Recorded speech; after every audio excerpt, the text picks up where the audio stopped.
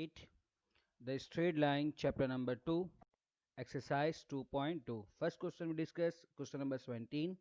In what ratio does the point C 2, 4 divide the joint A 7, 9 and B -1, 1? जाने सवाल में हमें क्या कह रहा है कि किस रेशियो में या किस तरह जो C जो है डिवाइड करेगा किस जॉइंट को AB को, हमें वो रेशियो बताना है। डन है।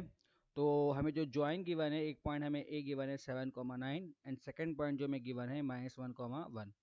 Now we suppose a x1, y1 is equal to 7, 9, b x2, y2 is equal to -1, 1. Done.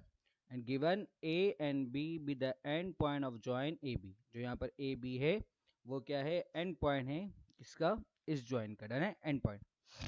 According to given condition, c x, y is equal to 2, 4 be the point which divide the joint with ratio m1 ratio m2. Done है। हमने suppose कर लिया क्या कि जो हमें given है कि सी एक्स वाई डिवाइड कर रहा है ए बी को, वो किस रेशियो में डिवाइड कर रहा है, m1 रेशियो m2 में। डन है। चूंकि हमें रेशियो फाइंड करना है इसलिए यहाँ पर हम क्या करेंगे, रेशियो फार्मूला यूज करेंगे। तो by using ratio formula C X Y is equal to m1 x2 plus m2 x1 over m1 plus m2 comma m1 y2 plus m2 y1 over m1 plus m2। Done है। Now we substitute the value x1 x2 and y1 y2। तो finally हमारे पास क्या बनता है, 2, 4 is equal to m1 -1 plus m2 7 m1 1 plus m2 9। Done है। मैंने क्या किया यहाँ पर x1 x2 जगह पर x1 और x2 की वैल्यू को पुट कर दिया। इसी तरह y1 और y2 जगह पर y1 और y2 को वैल्यू को पुट कर दिया। डन है। और फिर मैंने यहाँ पर क्या किया, सिम्प्लीफाई। और सिम्प्लीफाई करने के बाद, इससे पहले भी मैं आपको बता चुका हूँ कि दो ऑर्डर पेयर उस वक्त बराबर होता है जब उसका फर्स्ट कंपोनेंट फर्स्ट के बराबर होता है, सेकंड कंपोनेंट सेकंड के बराबर होता है। तो यहाँ पर आप पर चॉइस है, योर चॉइस कि आप फर्स्ट कंपोनेंट को कंपेयर करवाओ या सेकंड कंपोनेंट को कंपेयर करवाओ, इससे कोई फर्क नहीं पड़ता, जो रेशियो आपका वो क्या आएगा, सेम आएगा। ठीक है। तो इसलिए मैंने यहाँ पर क्या किया है, कंपेयर करवाया है फर्स्ट कंपोनेंट को। जिसका मतलब क्या है, 2 is equal to -m1 plus 7m2 over m1 plus m2। Done है। तो यहाँ पर जो हमारे पास m1 प्लस m2 डिवाइड में, तो जब ये लेफ्ट साइड पर जाएगा तो ये क्या होगा, मल्टीप्लाई में। तो 2 multiply by m1 plus m2 is equal to -m1 plus 7m2। Done है। और फिर इस 2 को मैंने क्या किया, मल्टीप्लाई करवाया है। फिर m1 को एक तरफ कर लिया और m2 को एक तरफ, और सिम्प्लीफाई करने के बाद 3m1 is equal to 5m2। Done है। चूंकि हमें m1 रेशो m2 निकालना है तो यहाँ पर हम क्या करेंगे, m1 अपॉन m2। तो इसलिए हम क्या करेंगे, इसको क्रॉस मल्टीप्लाई। तो हमारे पास क्या बनेगा, m1 over m2 is equal to 5/3। और हम जानते हैं इसे हम रेशियो फॉर्म में किस तरह लिखेंगे, 5/3। Hence the required ratio is 5/3। Next question हमारे पास क्या है, question number 18। A B and C are three collinear points. A and B are respectively 3, 4 and 7, 7। Done है। And A C is equal to 10 units. Find the coordinate of C. हमें यहाँ पर क्या निकालना है, सी फाइंड करना है। ठीक है। तो इसका मतलब क्या है कि सॉल्यूशन, हम सबसे पहले यहाँ पर क्या कर लेते हैं, लेट कर लेते हैं। जो हमें 3 पॉइंट गिवन है, पहले पॉइंट को हम लेट कर लेते हैं, a x1, y1 is equal to 3, 4 b x2, y2 is equal to 7, 7 और c x3, y3 जो कि हमें क्या करना है, फाइंड करना है। ठीक है। And a b and c be the collinear points and A C is equal to 10 units. Done है। अच्छा, कोलिनियर पॉइंट्स क्या होते हैं हमारे पास, कि अगर दो से जायद पॉइंट एक ही लाइन पर लाई करते हैं, इसका मतलब क्या होता है कि वो कोलिनियर पॉइंट कहलाता है। इसका मतलब ये है कि ए बी और जो सी पॉइंट है, ये तीनों पॉइंट एक ही लाइन पर क्या कर रहे हैं, लाई कर रहे हैं। ठीक है। और हमें गिवन क्या है कि ए से लेकर सी तक का जो फासला है वो कितना है, 10 यूनिट्स है। ठीक है। चूंकि हमें यहाँ पर ए से लेकर सी तक का डिस्टेंस गिवन है, तो क्यों ना हम यहाँ पर क्या करें, ए से लेकर बी तक भी डिस्टेंस फाइंड कर लें कि ए से लेकर बी तक डिस्टेंस कितना बनता है। तो इसके लिए हम क्या करेंगे, डिस्टेंस फार्मूला यूज करेंगे। तो by using distance formula. Done है। तो length of A to B is equal to square root of x2 minus x1 का whole square plus y2 minus y1 whole square and simplify. And after simplification length of A B is equal to 5 units. Done है। तो हमें दिख रहा है क्या कि ए to सी जो लेंथ है वो 10 यूनिट्स है, और ए टू बी जो लेंथ है वो कितना है 5 यूनिट्स है, और 5 क्या है 10 का हाफ है। इसका मतलब ये है कि इससे हम ये कह सकते हैं then we say that B is a midpoint of join A C. जाने क्योंकि हमें दिख रहा है कि ए से लेकर सी तक जो फासला है, जैसे आप ग्राफ में भी देख सकते हो कि ए से लेकर सी तक फासला कितना है 10 यूनिट्स है, और हम चूंकि ए से बी लाइन फाइंड किए वो कितना है हमारे पास 5 यूनिट्स। तो इसका मतलब क्या होगा, चूंकि जो हमारा बी है वो क्या होगा मिड पॉइंट होगा। ठीक है, तो इसका मतलब क्या, हमें मिड पॉइंट गिवन है, हमें एक एंड पॉइंट गिवन है, और हमें क्या करना है अदर एंड पॉइंट निकालना है। इस टाइप का क्वेश्चन भी इससे पहले हम पढ़ चुके हैं।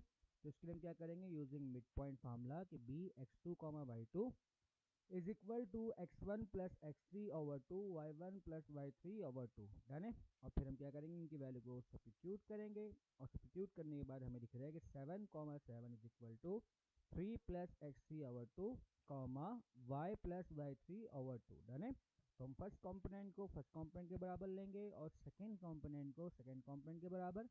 तो इस तरह हमारे पास क्या बनेगा, 7 is equal to 3 plus x3 over two, 7 is equal to Y plus Y three over two. Done है, और फिर आप सिम्प्लीफाई करोगे, और after simplification x3 is equal to 11 and y3 is equal to 10, hence the required point C x3 comma y3 is equal to 11 comma 10. Done. Next question हमारे पास क्या है, question number 19, the line joining the points P 2 comma minus 3 and Q minus 4 comma 5, done है, is trisect. Find the coordinate of the point of direction.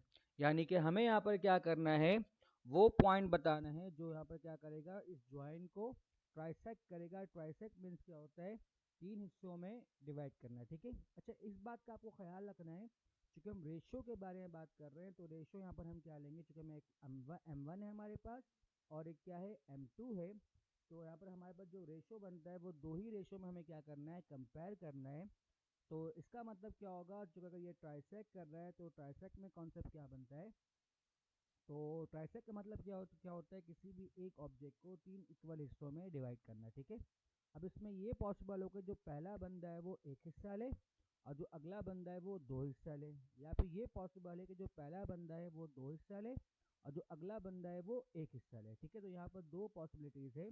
तो may be possible कि M1 जो है हमारा 1 के बराबर हो और M2 हमारा 2 के बराबर हो, या फिर ये हो सकता है कि M1 हमारा 2 के बराबर हो और जो हमारा M2 है किसके बराबर हो, 1 के बराबर हो। ठीक है, तो तीन ऑब्जेक्ट में अगर आपको दो बंदों में बांटना है तो यही पॉसिबिलिटी हो सकती है। ठीक है, कि पहला वाला बंदा एक हिस्सा ले ले और बाकी जो जो दूसरा बंदा है वो दो हिस्सा ले ले, या फिर पहला वाला बंदा क्या करे दो हिस्सा ले ले, जो अगला बंदा वो क्या करे एक हिस्सा ले ले। ठीक है, तो इसलिए मैंने यहाँ पर क्या किया, सबसे पहले वही नॉर्मल काम है कि P x1 comma y1 is equal to 2 comma minus 3, Q x2 comma y2 is equal to minus 4 comma 5, P and Q be the end point of joint PQ and AX comma Y be the point which is trisect the joint PQ. Done है? So according to given condition there are two possibilities, AX comma Y be the point which is trisect the joint PQ with ratio M1 ratio M2 is equal to 1 ratio 2 or M1 prime ratio M2 prime is equal to 2 ratio 1। Done है, तो हम क्या करेंगे बारी बारी इन दोनों ratio के लिहाज से हम वो पॉइंट फाइंड कर लेंगे, बस हमें इतना सा काम है। ठीक है, तो P X comma Y is equal to M1 x2 plus M2 x1 over M1 plus M2 comma M1 y2 plus M2 y1 over M1 plus M2 for ratio M1 ratio M2 is equal to 1 ratio 2। Done है, तो ए x comma Y हम क्या यहाँ पर क्या करेंगे, इन सारे values को सब्स्टिट्यूट करेंगे और आफ्टर सिम्प्लीफिकेशन जो हमें यहाँ पर ए मिल रहा है वो क्या मिल रहा है 0 कॉमा माइनस 1/3। ठीक है, तो इसी तरह फिर हम यहाँ पर क्या करेंगे, सेकेंड रेशियो के लिए काम करेंगे, यानी कि M1 prime ratio M2 prime. तो for M1 prime ratio M2 prime is equal to 2 ratio 1, और अगेन यहाँ पर हम क्या करेंगे, इन सारी वैल्यूज को सब्स्टिट्यूट करने के बाद जो हमें पॉइंट मिलता है कि -2,7/3। तो hence the required points is 0, -1/3 और -2,7/3। देन तो ये तो हमारा आज का लेक्चर था। अब जो क्वेश्चन आपको घर में बनाना है, do it yourself. Question number 20, find the ratio in which the point M0, -1 divides the join of L and N। ये बिल्कुल सेम क्वेश्चन है क्वेश्चन नंबर 17 की तरह जो अभी हमने पढ़ा, ठीक है, तो उसको आप बनाओ खुद। नेक्स्ट जो क्वेश्चन हमारे पास क्या है, क्वेश्चन नंबर 21 है, the centre of a circle is C 2,3, यानी कि सर्कल का सेंटर हमें गिवन है, point A 7,4 is 1 and point of diameter, और जो पॉइंट ए है वो क्या है, एक एंड पॉइंट है डायमीटर का, और हमें क्या करना है, find the other and point. Diameter हम जानते हैं कि अगर खोड जो है या लाइन जो है कहाँ से पास हो, सेंटर से पास हो, और उसका दोनों एंड पॉइंट कहाँ पर लाई करे, सर्कल पर, तो उसे हम क्या कहते हैं, डायमीटर कहते हैं, हम जानते हैं, ठीक है। If a line segment passes through the center of a circle and both end point lie on a circle is called diameter, ठीक है।